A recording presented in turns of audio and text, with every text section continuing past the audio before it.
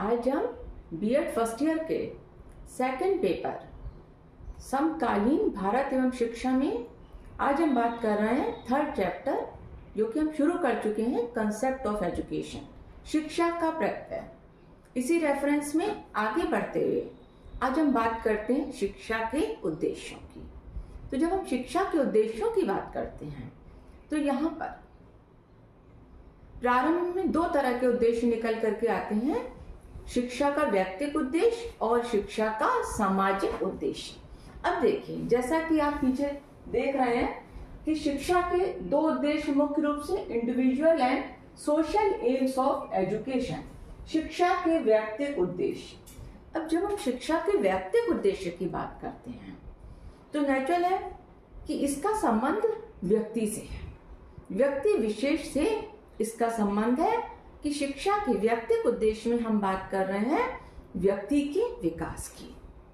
अब यहाँ पर इस संबंध में नन ने कहा है, शिक्षा को ऐसी दशाएं उत्पन्न करनी चाहिए जिनसे व्यक्तित्व का पूर्ण विकास हो सके और व्यक्ति मानव जीवन को अपना मौलिक योगदान दे सके, अर्थात उसकी इंडिविजुअलिटी का इस प्रकार से विकास हो कि वो मानव जीवन में अपना योगदान दे सके।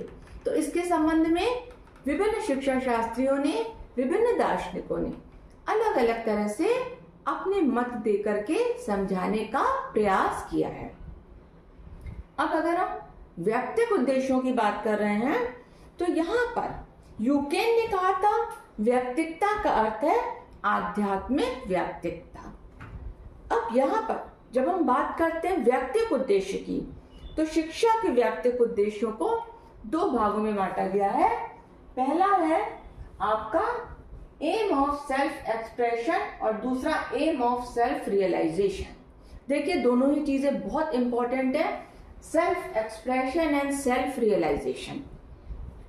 प्राचीन दार्शनिकों ने इसमें बहुत सारे डिस्कशंस किए।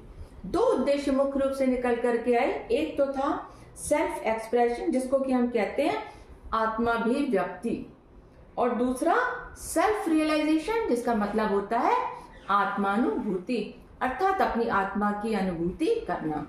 अब जब हम आत्माभिव्यक्ति की बात करते हैं तो यहाँ पर बहुत ज्यादा इस चीज पर जोर दिया गया कि व्यक्ति अपने आप को पूर्ण रूप से अभिव्यक्त कर सके और वो अपनी इच्छा अनुसार जो चाहे वो कार्य कर सकता है।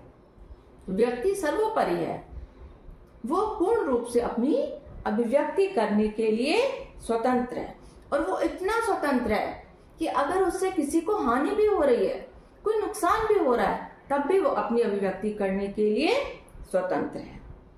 अब इस संबंध में जो मनोविश्लेषणवादी थे जैसे फ्रॉयड, तो फ्रॉयड का कहना था कि आत्माभिव्यक्ति बहुत आवश्यक है। अगर आत्माभिव्यक्ति नहीं होगी तो क्या होगा, हम किसी न किसी मानसिक रोग के शिकार हो जाएंगे, और चूंकि हम अपने विचारों को दबाएंगे तो इससे हमारे अंदर मानसिक रोग उत्पन्न हो जाएंगे। तो मानसिक रोगों से मुक्ति पाने के लिए आत्माभिव्यक्ति बहुत जरूरी है। स्वतंत्र रूप से अपने आप को अभिव्यक्त करना, अपने विचारों को अभिव्यक्त करना, भले वो विचार किसी को नुकसान क्यों ना पहुंचा रहे हों।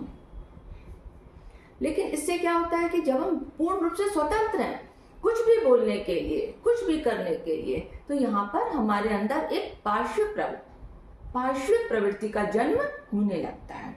और मनुष्य और पशु में जो एक कहते हैं कि अंतर है, वो धीरे धीरे समाप्त होने लगता है अगर हम पूर्ण रूप से उद्देश्य आत्माभिव्यक्ति का लेकर के चलते हैं।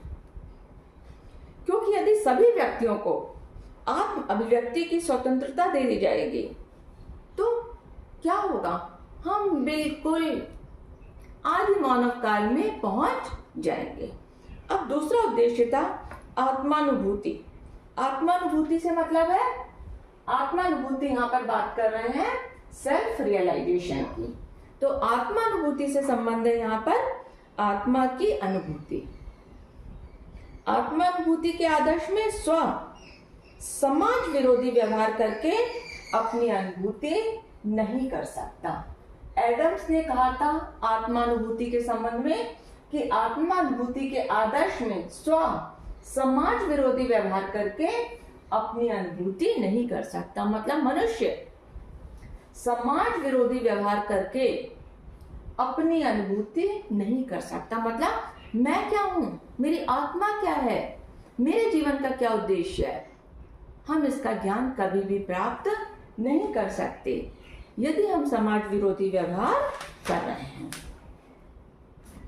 तो बहुत सारे शिक्षा शास्त्रियों ने इसके पक्ष में, इसके विपक्ष में अपने अलग अलग प्रकार के तर्क दिए। व्यक्तिगत उद्देश्य के पक्ष में लोगों ने कहा कि इससे क्या होता है कि व्यक्ति को स्वतंत्रता मिलती है और शिक्षा का उद्देश्य व्यक्ति का विकास करना है। संसार में जितनी अच्छी बातें हैं वह सब व्यक्ति के प्रयत्नों से ही हुई है, वो सब मनुष्य मात्र के प्रयत्नों से ही हुई है। इसलिए मनुष्य को अभिव्यक्ति की पूर्ण स्वतंत्रता होनी चाहिए। लेकिन साथ साथ ये भी कहा गया कि अगर हम व्यक्तिवाद को बहुत ज्यादा प्रोत्साहन देंगे तो धीरे धीरे हम समाज विरोधी कार्य करने लगेंगे और इससे क्या होगा, समाज में विघटन उत्पन्न हो जाएगा और हमारी तर्क वितर्क करने की शक्ति वो भी धीरे धीरे समाप्त होने लगेगी। जब हमें आत्माभिव्यक्ति पूर्ण रूप से स्वतंत्रता है अपने आप को अभिव्यक्त करने की, तो वहां पर तर्क वितर्क हम नहीं कर रहे हैं। तो इससे क्या होगा, तर्क वितर्क करने की जो हमारी क्षमता है, वो योग्यता है, धीरे धीरे समाप्त होती चली जाएगी और ये चीज हमारे व्यवहारिक जीवन के लिए भी ठीक नहीं है। और इससे क्या होगा कि हमारे अंदर नैतिक गुणों का उचित प्रकार से विकास नहीं हो पाएगा। तो यहाँ पर यह कहा गया कि जब हम बात कर रहे हैं आत्मानुभूति और आत्माभिव्यक्ति की, तो हमें यहाँ पर दोनों को ही ध्यान में रखना होगा, क्योंकि हमें अपने स्व का भी ध्यान रखना है। हमें सेल्फ रियलाइजेशन करना है और जब हम सेल्फ रियलाइजेशन कर रहे हैं, आत्मा की अनुभूति कर रहे हैं, उस समय हम पूरी तरीके से आत्माभिव्यक्ति नहीं कर सकते। तो रॉस ने कहा सामाजिक पर्यावरण से अलग व्यक्तित्व का कोई मूल्य नहीं है और व्यक्तित्व अर्थहीन शब्द है, क्योंकि इसी में इनको विकसित और कुशल बनाया जाता है। सामाजिक पर्यावरण से अलग व्यक्तित्व का कोई मूल्य नहीं है। तो इनका कहना था कि व्यक्तित्व या व्यक्तित्व इतनी नहीं होनी चाहिए कि समाज की अवहेलना हो जाए, क्योंकि व्यक्ति समाज में रह रहा है। तो सामाजिक पर्यावरण से अलग व्यक्तित्व का कोई मूल्य नहीं है और व्यक्तित्व अर्थहीन शब्द है, क्योंकि इसी में इनको विकसित और कुशल बनाया जाता है। समाज में रह करके ही व्यक्ति विकसित होता है और कुशल होता है। तो यहाँ पर हमने बात करी उद्देश्यों में। पहला उद्देश्य हमने लिया था शिक्षा के व्यक्तिगत उद्देश्य। व्यक्तिगत उद्देश्य में दो तरह के उद्देश्यों की बात करी थी हमने। एक तो हमने बात करी थी सेल्फ एक्सप्रेशन और दूसरा सेल्फ रियलाइजेशन की। अब हम बात कर रहे हैं सामाजिक उद्देश्य। शिक्षा के उद्देश्यों में दूसरे प्रकार के उद्देश्य आते हैं हमारे सामाजिक उद्देश्य। अब जब हम सामाजिक उद्देश्य की बात करते हैं तो सामाजिक उद्देश्य के मुख्य रूप से 3 रूप मिलते हैं। सामाजिक उद्देश्य 3 रूपों में मिलता है। पहला सामाजिक उद्देश्य का सामान्य रूप, दूसरा सामाजिक उद्देश्य का उग्र रूप और तीसरा सामाजिक उद्देश्य का उदार रूप। 3 रूप है। सामाजिक उद्देश्य का सामान्य रूप, दूसरा उग्र रूप और तीसरा उदार रूप। अब सामान्य रूप की जब हम बात करते हैं, पहला लेकर के चलते हैं, तो इसमें बात आती है सामाजिकता और सहयोग की। इसमें हम बात कर रहे हैं सामाजिकता और सहयोग की। जैसा कि रेमंड ने कहा है, समाज विहीन व्यक्ति कोरी कल्पना है। समाज विहीन व्यक्ति कोरी कल्पना है। जब तक मानव सामाजिक प्राणी है और वो समाज में रह रहा है, सामाजिक संबंधों को जान रहा है, समाज में विकसित हो रहा है, तो उसको समाज में ही रह करके ही फलना फूलना है, समाज में रह करके ही उसका विकास हो रहा है, और यहाँ पर समाज में रह करके ही उसके अंदर सामाजिकता और सहयोग के गुण उत्पन्न हो रहे हैं। तो ये तो था सामाजिक उद्देश्य का एक सामान्य रूप। हम समाज में रहते हैं और हमारे अंदर सहयोग की भावना समाज में रह करके ही उत्पन्न होती है, और बिना समाज के हमारा कोई अस्तित्व नहीं है। व्यक्ति और समाज दोनों ही एक दूसरे पर निर्भर करते हैं। क्योंकि हम सामाजिक प्राणी हैं, तो समाज में रह करके सामाजिक भावना का विकास भी हो रहा है और सहयोग की भावना का विकास भी हो रहा है। दूसरा आता है समाज का उग्र रूप। अब उग्र रूप कहता है कि राज्य ही सर्वोच्च है, समाज, देश, राज्य यही सर्वोच्च है। तो इसका सबसे अच्छा उदाहरण जैसे स्पार्टा और नाजी जर्मनी में हिटलर। तो इनको क्या सिखाया गया? इनको ये सिखाया गया कि जो कुछ भी आपको करना है वो सिर्फ राष्ट्र के लिए करना है। अगर आप राष्ट्र के लिए कुछ नहीं कर रहे हैं तो आपका जीवन व्यर्थ है, आप जीने योग्य नहीं है। तो समाज के उपग्रुप में समाज ही सर्वमुखी है, सबसे ऊपर समाज है, राज्य सबसे ऊपर है। जो कुछ करना है हमें अपने राज्य, अपने देश के लिए करना है, हमारा कोई अस्तित्व नहीं है। यहां पर इन्होंने कहा था प्राचीन स्पार्टा में राज्य अपनी सुरक्षा और शक्ति को बनाए रखने के लिए क्या करता था? सभी नागरिकों को सैनिक प्रशिक्षण देता था। सभी नागरिकों को सैनिक प्रशिक्षण दिए जाते थे और उन्हें वीर रस की कविताएं सुनाई जाती थी, जिससे उनके अंदर देशभक्ति, वीरता और जोश उत्पन्न हो। तो सबसे बड़ी बात थी कि इसमें कहा गया कि अपने देश के लिए सब कुछ करने की इच्छा के अलावा और कोई इच्छा नहीं होनी चाहिए। हमें जो कुछ करना है अपने देश के लिए करना है, इसके अलावा हमारी कोई और इच्छा हो ही नहीं सकती।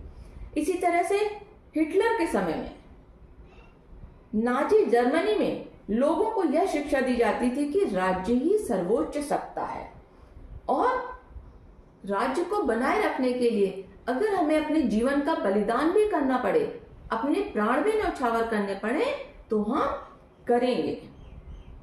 तो यहां पर सबसे बड़ी चीज थी कि राज्य का हित ही सर्वोपरि है। तीसरा आता है सामाजिक उद्देश्य का उदार रूप। अब उदार रूप में कहा गया, ये एक ऐसा रूप था, इसमें कहा गया कि शिक्षा समाज के लिए और शिक्षा नागरिकता के लिए होनी चाहिए।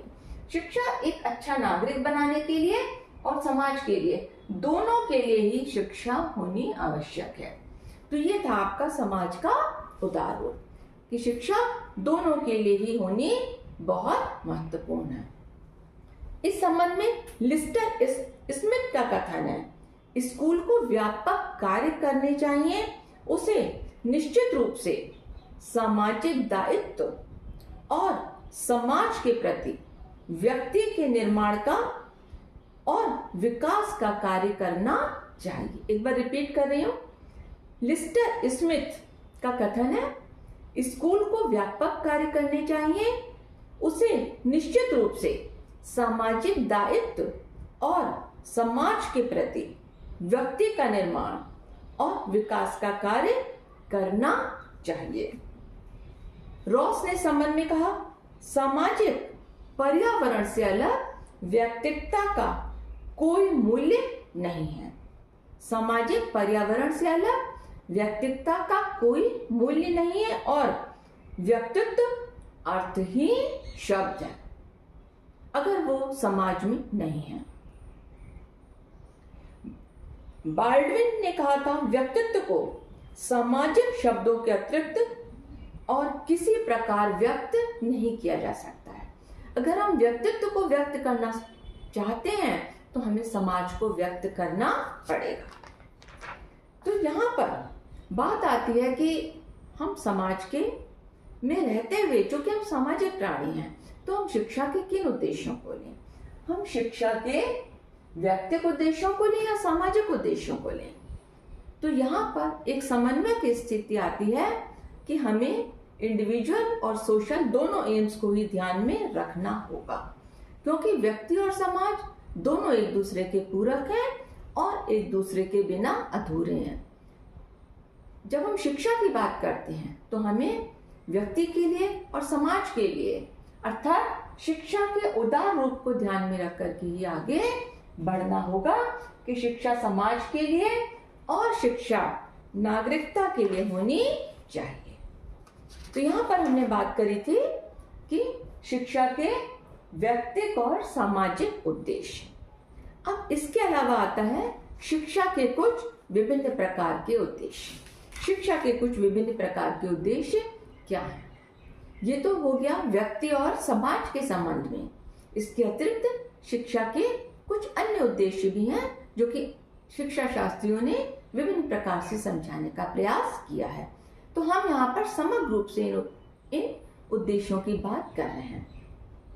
प्रोफेसर बी डी भाटिया ने शिक्षा के क्षेत्र में बहुत काम किया है और इन्होंने कहा उद्देश्यों के ज्ञान के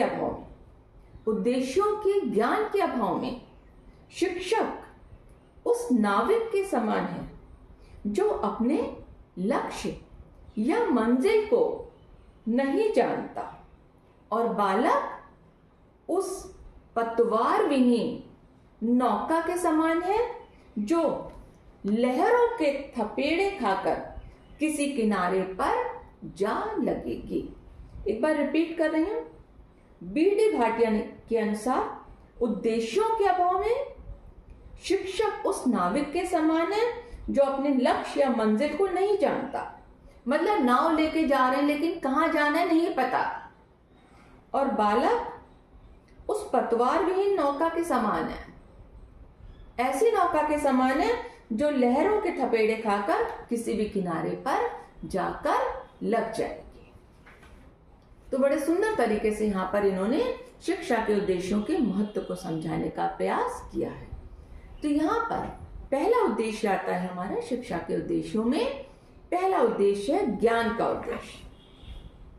कुछ विद्वानों के अनुसार शिक्षा का उद्देश्य क्या है? ज्ञान की प्राप्ति करना।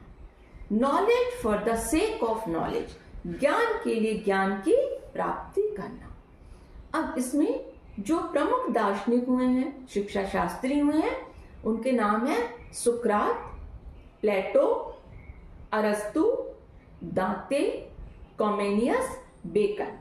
इनके नाम इसमें प्रमुख रूप से लिए जाते हैं। Knowledge for the sake of knowledge. लेकिन ज्ञान केवल ज्ञान के लिए या शिक्षा केवल ज्ञान प्राप्त करने के लिए ही नहीं है, शिक्षा इससे आगे भी बहुत कुछ है। तो इस संबंध में डॉक्टर एस राधाकृष्णन या डॉक्टर सर्वपल्ली राधाकृष्णन ने कहा, ज्ञान मात्र सूचना नहीं है।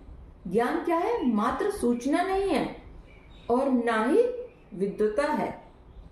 यह मात्र आलोचना भी नहीं है, यह अपने गहन रूप में शिक्षा है। यह अपने गहन रूप में शिक्षा है। ज्ञान क्या है? ज्ञान से तात्पर्य ज्ञान केवल सूचना नहीं है या विद्वता नहीं है कि हमारे अंदर ज्ञान आता चला जा रहा है। यह मात्र आलोचना भी नहीं है, यह अपने गहन रूप में शिक्षा है। ये कहा था डॉक्टर राधा कृष्णन ने। सुकरात ने कहा, जिस व्यक्ति को सच्चा ज्ञान है वह सद्गुणी के सिवाय और कुछ हो ही नहीं सकता। अगर हमें सच्चा ज्ञान प्राप्त है तो हमारे अंदर सिर्फ अच्छे गुण ही उत्पन्न होंगे। तो इस प्रकार से विभिन्न शिक्षा शास्त्रियों ने ज्ञान को बताया और ये बताने का प्रयास किया कि शिक्षा का उद्देश्य ज्ञान की प्राप्ति है। डॉक्टर राधाकृष्णन ने कहा, विवेक के अभाव में ज्ञान निरर्थक है। विवेक मतलब हमारे अंदर समझने सोचने की शक्ति। हमें जो भी ज्ञान मिल रहा है हम उसे विवेकपूर्ण रूप से स्वीकार करें, सोच समझ करके उसको स्वीकार करें। एडम्स का कहना था, ज्ञान पर बल देने से, अगर हम केवल ज्ञान की बात कर रहे हैं हम कह रहे हैं कि हमें बच्चे को केवल ज्ञान देते चले जाना है, तो यहाँ पर क्या हो रहा है, ज्ञान पर बल देने से विद्यालय ज्ञान की दुकान और शिक्षा, विद्यालय क्या हो गया, ज्ञान की दुकान हो गई, और शिक्षक क्या हो गए, सूचना विक्रेता बन जाते हैं। मतलब वो ज्ञान को बेचने वाले और बालक क्या है, ज्ञान लेने वाला, और विद्यालय ज्ञान की दुकान बन जाते हैं। इसके बाद दूसरा उद्देश्य आता है शारीरिक विकास का उद्देश्य। रूसो ने कहा था, शारीरिक शक्ति से ही व्यक्ति स्फूर्तिवान और क्रियाशील बनता है। शारीरिक विकास बहुत जरूरी है शिक्षा के क्षेत्र में। शिक्षा का उद्देश्य शारीरिक विकास होना चाहिए। जैसा कि रूसो ने कहा, शारीरिक शक्ति से ही व्यक्ति स्फूर्तिवान और क्रियाशील बन जाता है। अरस्तु ने कहा था, स्वस्थ शरीर में ही स्वस्थ मस्तिष्क निवास करता है। डॉक्टर जॉनसन ने कहा, स्वास्थ्य बनाए रखना नैतिक और धार्मिक कर्तव्य है, क्योंकि स्वास्थ्य ही सब सामाजिक गुणों का आधार है। डॉक्टर जॉनसन के अनुसार एक अच्छा स्वास्थ्य बनाए रखना क्या है, एक अच्छा स्वास्थ्य बनाए रखना हमारा नैतिक और धार्मिक कर्तव्य है, क्योंकि अगर हमारा स्वास्थ्य अच्छा होगा तभी हम सामाजिक गुणों को अच्छी प्रकार से ग्रहण कर पाएंगे। इसके बाद नेक्स्ट है चरित्र का निर्माण। तीसरा उद्देश्य चरित्र का निर्माण। पहला था ज्ञान, दूसरा था शारीरिक विकास, तीसरा है चरित्र का निर्माण। डॉक्टर राधाकृष्णन ने कहा, भारत सहित सारे संसार के कष्टों का कारण यह है कि शिक्षा का संबंध नैतिक और आध्यात्मिक मूल्यों की प्राप्ति न रहकर केवल मस्तिष्क के विकास से रह गया है। तो यहाँ पर चरित्र निर्माण के संबंध में डॉक्टर राधाकृष्णन का कथन था कि हमारे जितने भी कष्ट हैं संसार के, उनका मुख्य रूप से कारण यही है कि शिक्षा में नैतिक और आध्यात्मिक मूल्यों की कमी हो गई है, कि शिक्षा का संबंध नैतिक और आध्यात्मिक मूल्यों की प्राप्ति से न रह करके केवल मस्तिष्क के विकास से रह गया है।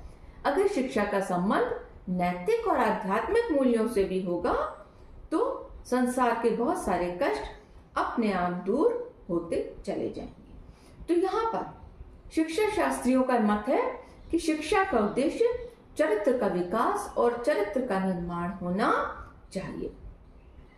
उनका उद्देश्य क्या है?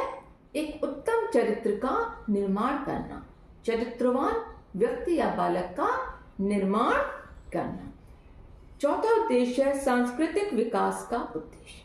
सांस्कृतिक विकास के उद्देश्य के संबंध में कहा गया, शिक्षा के सांस्कृतिक उद्देश्य से यह तात्पर्य है कि बालक को अपनी संस्कृति के बारे में जानना, जिससे कि वो अपनी संस्कृति के बारे में, अपनी प्रथाओं के बारे में, अपनी योग्यताओं के बारे में, जो भी उसकी संस्कृति है, वहाँ की प्रथाएं हैं, वहाँ की योग्यताएं, वहाँ के आदर्श हैं, रीति रिवाज हैं, उन सब के बारे में बालक को जानना अत्यंत आवश्यक है। अब देखिए, यहाँ पर जब हम संस्कृति की बात करते हैं, इसके बाद हमारा अगला उद्देश्य आ जाता है, संस्कृति के बाद अगला उद्देश्य आता है आध्यात्मिक विकास का उद्देश्य। ये सारी चीजें जितने भी उद्देश्य हैं, चाहे हम ज्ञान की बात करें, शारीरिक विकास की बात करें, चरित्र की बात करें, संस्कृति की बात करें, आध्यात्मिक विकास की बात करें, ये कहीं ना कहीं सारे उद्देश्य एक दूसरे से जुड़े हुए हैं। आध्यात्मिक विकास के संबंध में डॉक्टर राधाकृष्णन ने पुनः कहा, शिक्षा का उद्देश्य ना तो राष्ट्रीय कुशलता है और ना ही अंतरराष्ट्रीय एकता, वरन व्यक्ति को यह अनुभव कराना है कि उसमें बुद्धि से भी अधिक महत्वपूर्ण कोई चीज है, जिसे यदि आप चाहें तो आत्मा कह सकते हैं। देखिए, राधा कृष्णन ने आध्यात्मिक विकास के संबंध में बहुत अच्छी बात करी कि शिक्षा का उद्देश्य ना तो राष्ट्रीय कुशलता है, ना अंतरराष्ट्रीय एकता, बल्कि व्यक्ति को यह अनुभव कराना है कि उसके अंदर एक बहुत महत्वपूर्ण चीज क्या है? आत्मा। आत्मा का विकास करना अत्यंत आवश्यक है। इस संबंध में महात्मा गांधी ने भी कहा था कि अगर हम देखें तो हमारे जितने भी दुख हैं उन सबका क्या कारण होता है? हमारी इच्छाएं। अगर हमारे अंदर इच्छाएं नहीं होंगी तो हमारे सारे दुख दूर होते चले जाएंगे। और हम अपनी इच्छाओं के ऊपर कब नियंत्रण प्राप्त कर सकते हैं? जब हमें अपनी आत्मा का ज्ञान होगा। अर्थात ये सारी चीजें एक दूसरे से जुड़ी हुई हैं। इसके बाद नेक्स्ट उद्देश्य आता है जीविका उपार्जन का उद्देश्य। जीविका उपार्जन का उद्देश्य संसार में रह करके अत्यंत आवश्यक है व्यक्ति को अपनी जीविका चलाना। इस संबंध में जाकिर हुसैन का कहना था, राज्य का पहला कार्य यह होना चाहिए कि वह नागरिक को किसी लाभप्रद कार्य के लिए, समाज में किसी निश्चित कार्य के लिए शिक्षित करना अपना उद्देश्य बनाए। राज्य का पहला कार्य यह होना चाहिए कि यह नागरिक को किसी लाभप्रद कार्य के लिए, समाज में किसी निश्चित कार्य के लिए शिक्षित करना अपना उद्देश्य बनाए। मतलब समाज में रह करके इस प्रकार से शिक्षा प्राप्त करे, शिक्षा इस प्रकार से उपयोगी हो कि व्यक्ति कुछ ना कुछ जीवन उपयोगी कार्य कर सके। जॉन डीवी ने कहा था, यदि एक व्यक्ति अपनी जीविका प्राप्त करने में असमर्थ है, अगर वो जीविका प्राप्त नहीं कर पा रहा है, तो इस बात की आशंका है कि वह स्वयं चरित्र भ्रष्ट हो जाए और दूसरों को हानि पहुंचाए। मतलब हमारी शिक्षा ऐसी होनी चाहिए कि वो हमें किसी ना किसी जीविका में भी लगाए, जिससे कि हम व्यस्त भी रहे और हमारे एक आमदनी होने से हमारा घर भी व्यवस्थित रूप से चले। क्योंकि अगर हमारी आमदनी नहीं होगी, हमारा घर व्यवस्थित रूप से नहीं चलेगा, तो क्या होगा कि हम गलत रास्ता अपनाएंगे। और जब हम गलत रास्ता अपनाएंगे तो वहां पर हम दूसरे को हानि पहुंचाएंगे, जैसा कि जॉन डीवी ने कहा। महात्मा गांधी ने कहा था, सच्ची शिक्षा को बच्चों को बेरोजगारी में से एक प्रकार की सुरक्षा देनी चाहिए। ऐसी शिक्षा होनी चाहिए कि बच्चों के अंदर बेरोजगारी की भावना समाप्त हो या वो बेरोजगार नहीं रहे। शिक्षा ऐसी होनी चाहिए कि उनके अंदर बेरोजगारी समाप्त हो, वो किसी ना किसी रोजगार में लग जाएं, जिससे कि वो अपना जीविका उपार्जन कर सकें। नेक्स्ट उद्देश्य है सम विकास का उद्देश्य, जिसको कि हम हार्मोनियस डेवलपमेंट भी कहते हैं। यहाँ पर पेस्टोलॉजी की परिभाषा से ये चीज पूर्ण रूप से स्पष्ट हो जाती है कि सम विकास का उद्देश्य क्या है। जैसे पेस्टोलॉजी ने कहा था, शिक्षा मनुष्य की जन्मजात शक्तियों का स्वाभाविक, सामंजस्यपूर्ण और प्रगतिशील विकास है। शिक्षा मनुष्य की जन्मजात शक्तियों का स्वाभाविक, सामंजस्यपूर्ण एवं प्रगतिशील विकास है। तो यहाँ पर ये चीज है सम विकास का उद्देश्य। मतलब मनुष्य का शारीरिक, मानसिक, नैतिक, भावात्मक, कलात्मक, सामाजिक सारी शक्तियों का विकास होना चाहिए। तो इसमें मुख्य रूप से पेस्टोलॉजी और रूसो का नाम आता है कि इन्होंने बालक के एक प्रकार से सर्वांगीण विकास की बात करी है। इसमें शारीरिक, मानसिक, नैतिक, भावनात्मक, कलात्मक शक्तियों का सम विकास। इसके बाद नेक्स्ट आता है पूर्ण जीवन का उद्देश्य। पूर्ण जीवन का उद्देश्य, इसका अर्थ है कि शिक्षा द्वारा जीवन के सभी अंगों का विकास किया जाना चाहिए, जिससे व्यक्ति जीवन की पूर्णता की ओर बढ़े। शिक्षा इस प्रकार की होनी चाहिए कि व्यक्ति धीरे धीरे जीवन की जो पूर्णता है उसकी ओर अग्रसर होता चला जाए। दूसरे शब्दों में हम कह सकते हैं कि यहाँ पर भी उसके सर्वांगीण विकास की बात करी गई है। अब इस संबंध में हर्बर्ट स्पेंसर ने कहा, हमें केवल भौतिक अर्थ में ही नहीं, हमें केवल भौतिक अर्थ में ही नहीं वरन विस्तृत रूप में भी जीवन व्यतीत करना है। सामान्य समस्या है सब परिस्थितियों और सब क्रियाओं में आचरण पर उचित नियंत्रण। देखिए, हर्बर्ट स्पेंसर का कहना है हमें केवल भौतिक अर्थ में ही नहीं वरन विस्तृत रूप में भी जीवन व्यतीत करना है। सामान्य समस्या है सब परिस्थितियों और सब क्रियाओं में आचरण पर उचित नियंत्रण। कोई भी परिस्थिति हो, हमें अपने आचरण पर नियंत्रण रखना है। ये शिक्षा का एक बहुत महत्वपूर्ण उद्देश्य है। जब हम हर परिस्थिति में अपने आचरण पर नियंत्रण रखेंगे, परिस्थिति के अनुसार आचरण करेंगे, तभी हम इस बात को कह सकते हैं कि हम पूर्ण जीवन की ओर अग्रसर हो रहे हैं। तो स्पेंसर ने एक बहुत इंपॉर्टेंट बात कही थी, शिक्षा को हमें पूर्ण जीवन के नियमों और ढंगों से परिचित कराना चाहिए। शिक्षा कैसी होनी चाहिए? शिक्षा को हमें पूर्ण जीवन के नियमों और ढंगों से परिचित कराना चाहिए।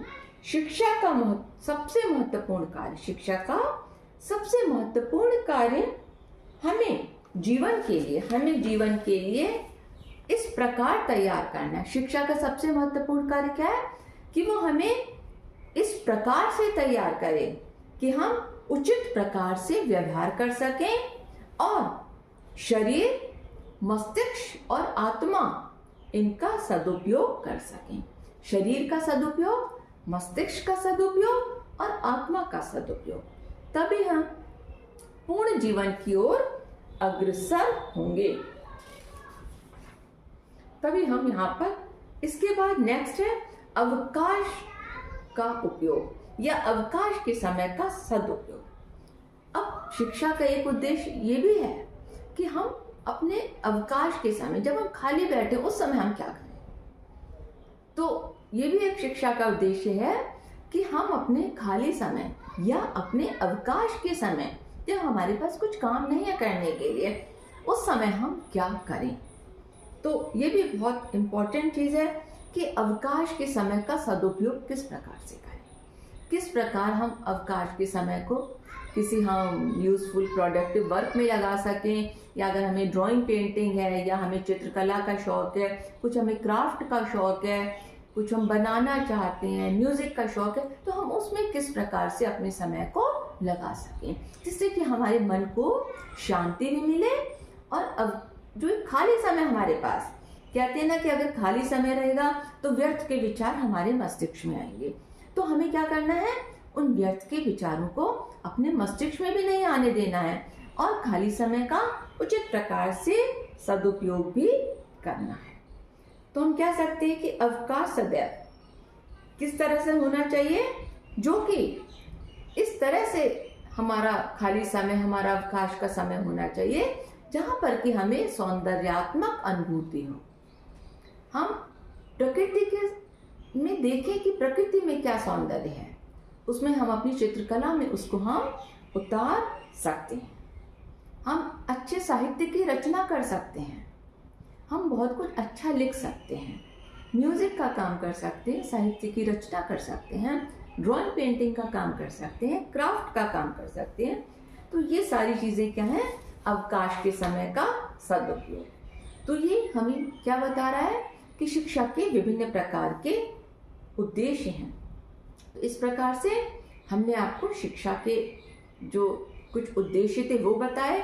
मुख्य रूप से शिक्षा के हमने आपको व्यक्तिगत उद्देश्य बताए, सामाजिक उद्देश्य बताए।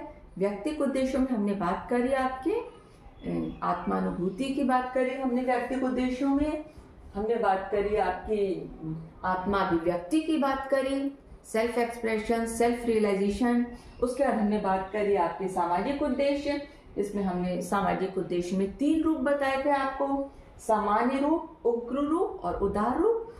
इन सब के बाद आपको शिक्षा के उद्देश्य बताए गए कि शिक्षा के उद्देश्य किस प्रकार से हैं, शिक्षा के प्रमुख उद्देश्य आपको हम शिक्षा इसके 3rd चैप्टर में बात कर रहे हैं शिक्षा के कार्यों की।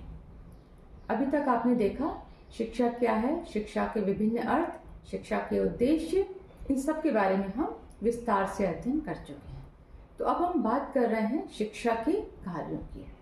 तो अगर हम देखें तो प्रमुख रूप से जब हम शिक्षा के कार्यों की बात करते हैं तो शिक्षा को मुख्य रूप से 3 कार्य शिक्षा के बताए गए हैं।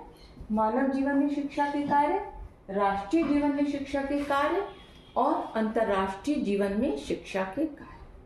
तो यहाँ पर सबसे पहले हम शुरू करते हैं मानव जीवन में शिक्षा के कार्य। तो जैसा कि आप देख रहे हैं पीछे बोर्ड पर, मानव जीवन में शिक्षा के विभिन्न प्रकार के कार्य बताए गए हैं। इनमें सबसे पहला कार्य है व्यक्तित्व का समग्र विकास। शिक्षा क्या कर रही है? हमारे व्यक्तित्व का समग्र विकास कर रही है।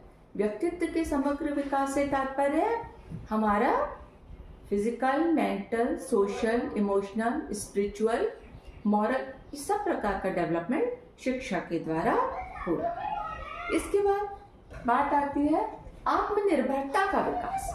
आत्मनिर्भरता, शिक्षा ऐसी होनी चाहिए जो कि हमें आत्मनिर्भर बनाए, अर्थात शिक्षा के द्वारा हम किसी न किसी व्यवसाय का चयन कर सकें और आत्मनिर्भर बन सकें, स्वयं के पैरों पर खड़े हो सकें, स्वयं अपनी जीविका चला सकें। इसके बाद है नेक्स्ट सृजनात्मकता का विकास। सृजनात्मकता बालक या व्यक्ति की छिपी हुई क्षमताओं को बाहर निकालना है। तो शिक्षा क्या कर रही है?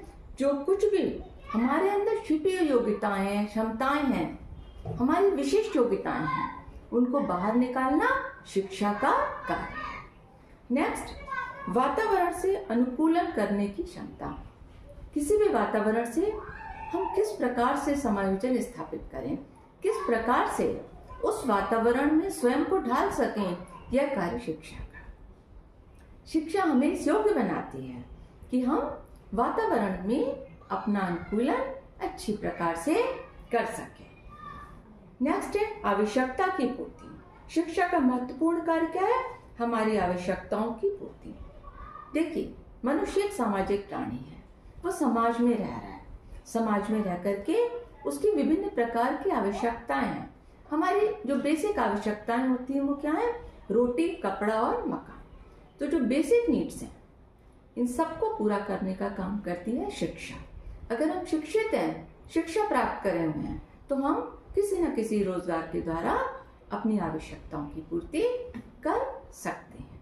इसके बाद बालक का सामाजिक विकास और साथ ही बालक का चारित्रिक विकास, ये सब शिक्षा के माध्यम से ही संभव है। तो यहाँ पर हमने बात करी मानव जीवन में शिक्षा के कार्यों की। तो मानव जीवन में शिक्षा के कार्यों में व्यक्तित्व का समग्र विकास, आत्मनिर्भरता का विकास, सृजनात्मकता का विकास, वातावरण से अनुकूलन, बालक का सामाजिक विकास और चारित्रिक विकास। इसके बाद आता है राष्ट्रीय जीवन में शिक्षा का क्या कार्य। हम अपने राष्ट्र के लिए क्या कर रहे हैं? देखिए, हम शिक्षा प्राप्त कर रहे हैं, लेकिन हम समाज में रहते हैं, हम राष्ट्र में रहते हैं, हमारा एक देश है। तो उस देश के प्रति भी हमारी कुछ जिम्मेदारियां हैं। जिस प्रकार से हमारी जिम्मेदारियां हमारे परिवार के प्रति हैं, हमारे समाज के प्रति हैं, उसी प्रकार से हमारे राष्ट्र के लिए भी हमारी कुछ जिम्मेदारियां हैं। तो शिक्षा राष्ट्र के लिए क्या कर रही है? सबसे बड़ी बात है कि प्रत्येक नागरिक में राष्ट्रीय भावना का विकास। हम सब भारत देश के निवासी हैं। इस राष्ट्रीय भावना का विकास शिक्षा द्वारा ही संभव होता है। इसके बाद बालकों में अच्छे नागरिकों के गुणों का विकास। नेक्स्ट है राष्ट्रीय संपत्ति का संरक्षण। हमारी जो राष्ट्रीय संपत्ति है, हमें उसका भी संरक्षण करना है। ऐसा ना हो कि हम अपने ही स्वार्थ में लिप्त हो जाएं और देश को हानि पहुंचा दें। तो यहाँ पर देश की संपत्ति का संरक्षण करना भी हमारा परम कर्तव्य है। हमारे देश की जो कुछ भी धरोहर है, जो कुछ भी हमारे देश में है, उन सब का संरक्षण करना शिक्षा के माध्यम से ही संभव है। कुशल नेतृत्व का प्रशिक्षण। देखिए, हर एक व्यक्ति तो कुशल नेतृत्व नहीं कर सकता, लेकिन शिक्षा व्यक्ति के अंदर जो भी उसकी छुपी हुई क्षमताएं हैं, योग्यताएं हैं, उनको निकाल करके इस बात को समझने में मदद करती है कि किस बालक में नेतृत्व करने के गुण हैं और उसको उसी प्रकार से शिक्षित करके आगे बढ़ने के अवसर प्रदान करती है। तो एक तरह से शिक्षा क्या कर रही है, कुशल नेतृत्व के लिए प्रशिक्षित भी कर रही है। इसके बाद शिक्षा विशेषज्ञों का निर्माण कर रही है। प्रत्येक राष्ट्र की उन्नति के लिए बहुत जरूरी है कि उस राष्ट्र में विशेषज्ञ भी हों। और विशेषज्ञ व्यक्ति क्या होंगे, जब उनमें कुछ विशेष प्रकार की योग्यताएं होंगी। उनकी विशेष प्रकार की योग्यताएं देश को आगे बढ़ने में मदद करेंगी। जैसे कि अगर हम बात करते हैं विज्ञान और तकनीकी की, साइंस एंड टेक्नोलॉजी की, तो यहाँ पर बहुत ज़रूरी है ऐसे लोगों की जो कि साइंस और टेक्नोलॉजी में इतना आगे काम करें कि देश का नाम रोशन करें। और ये सारी चीज़ें सिर्फ शिक्षा के माध्यम से ही संभव है। शिक्षा ही योग्य नागरिकों की पहचान कर सकती है। शिक्षा ही योग्य नागरिकों नेतृत्व के गुणों का विकास कर सकती है। शिक्षा ही विशेषज्ञों की तलाश कर सकती है। और साथ ही साथ शिक्षा के द्वारा ही ये संभव है कि हमारे देश में ऐसे कौन से लोग हैं जो कि उच्च पदों पर आसीन हो सकते हैं, ऐसे लोग जो कि उच्च शिक्षा प्राप्त करके देश का नाम रोशन कर सकते हैं। तो यहाँ पर चूंकि शिक्षा सभी के लिए है, तो शिक्षा द्वारा ही ये संभव है कि प्रत्येक व्यक्ति शिक्षा प्राप्त करे और देश का योग्य नागरिक बने, देश को आगे बढ़ाने में अपना योगदान दे। और शिक्षा के द्वारा ये संभव है कि हम अपने हित के साथ साथ देश के हित को भी ध्यान में रखें। देखिए पीछे आपको बोर्ड पर ये सारे पॉइंट्स नजर आ रहे हैं कि राष्ट्रीय एकता की भावना, राष्ट्रीय संपत्ति का संरक्षण, कुशल नेतृत्व के लिए प्रशिक्षण, अच्छे नागरिकों का निर्माण, विज्ञान और तकनीकी चेतना का विकास, यह राष्ट्रीय जीवन में शिक्षा के कार्य हैं। अब तीसरा आता है अंतर्राष्ट्रीय जीवन में शिक्षा के क्या कार्य हैं। तो यहाँ पर अंतर्राष्ट्रीय जीवन में शिक्षा का सबसे बड़ा कार्य है विश्व शांति। विश्व शांति के प्रति प्रेम। हम आपस में लड़ेंगे, विश्व में शांति स्थापित करने में मदद करें, अंतर्राष्ट्रीय समझ और सद्भावना हमारे अंदर उत्पन्न। हम ये मान के चलें कि दूरियां हैं, देशों में दूरियां हैं, लेकिन हम सब एक हैं। विश्व शांति, हम विश्व में लोगों से मिले जुले और एक विश्व शांति का संदेश सबको दें। ये शिक्षा द्वारा ही संभव है। और फिर संकीर्ण राष्ट्रीयता से बाहर आना, एक संकीर्ण भावना नहीं होनी चाहिए कि ये हमारा देश है, ये उसका देश है, हम तो अपने देश के लिए करेंगे, हम उस देश के लिए क्यों करें। नहीं, हमें मिलजुल करके काम करना है और संकीर्ण राष्ट्रीयता से बाहर आना है, तभी हमारे अंदर विश्व बंधुत्व की भावना उत्पन्न होगी। और शिक्षा का एक बहुत बड़ा उद्देश्य है विश्व बंधुत्व की भावना का विकास करना। तो यहाँ पर ये जरूरी है कि जिस प्रकार अपने देश की समस्याओं पर ध्यान देते हैं, उसी प्रकार अंतर्राष्ट्रीय समस्याओं पर भी ध्यान दें और उसके समाधान के लिए भी हमें प्रयासरत होना चाहिए। इसके बाद विश्व नागरिकता की भावना का विकास। हम सब विश्व के नागरिक हैं और विश्व की विभिन्न संस्कृतियों का तुलनात्मक अध्ययन। हमें विश्व की किसी भी देश की किसी भी संस्कृति की आलोचना नहीं करनी है। सबके संस्कृति में से जो भी अच्छी चीजें हैं उन सबको हमें शिक्षा के माध्यम से लेना है। तो ये शिक्षा द्वारा ये संभव है कि हम विश्व की विभिन्न संस्कृतियों का अध्ययन करें और उन्हें आत्मसात करें और उनमें से अच्छी चीजों को ग्रहण करें। और लास्ट में स्वतंत्र चिंतन का विकास बालक के लिए बहुत जरूरी है कि वो शिक्षा द्वारा स्वतंत्र रूप से चिंतन करे, बिना किसी पक्षपात के, बिना किसी बायस के। उसको स्वतंत्र रूप से चिंतन करना है और शिक्षा ही ऐसी चीज है जो बालक को स्वतंत्र चिंतन करने के योग्य बनाती है। तो यहाँ पर हमने बात करी शिक्षा के विभिन्न कार्यों की, बात करी यहाँ पर हमने मानव जीवन में, राष्ट्रीय जीवन में और अंतर्राष्ट्रीय जीवन में शिक्षा के कार्यों की। तो यहाँ पर आपका सेकंड पेपर के जो थर्ड आपका चैप्टर है वो समाप्त हो जाता है, concept of education. Next video में हम स्टार्ट करेंगे 4th चैप्टर। Thank you.